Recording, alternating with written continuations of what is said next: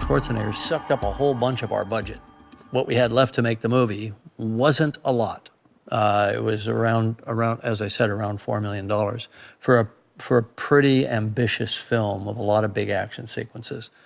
And as anybody knows, night street photography can be expensive. Big action sequences are expensive. Big stunts are expensive.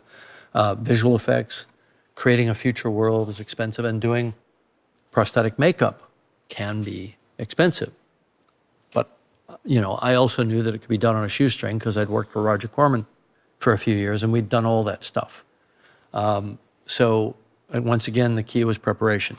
So clearly these storyboards were drawn in that 6-month interval after I knew I had Arnold and I had time to plan.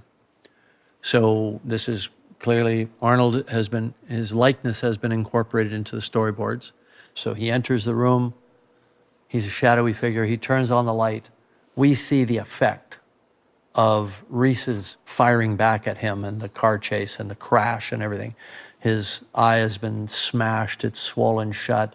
We're starting to realize that he's partially biological, that he's a cyborg. But we don't know exactly why we don't know yet why he's bulletproof. We don't know we don't know that he has this endoskeleton inside him. We just know that he seems to be kind of bulletproof, but we don't know why. And we're being led to believe that he's a biological organism. He's bleeding, he's swollen, and so on. So it's, in a funny way, it's kind of a misdirect. So he sits down, he looks at a place where his arm was hit by Reese's 12-gauge shotgun. And he's prepared himself in advance in case he needs repairs.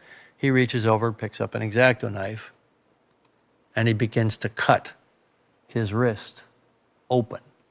And then I even took the liberty of working with my friend Stan Winston to figure out how we were going to do it. Because we wanted to see his hand moving.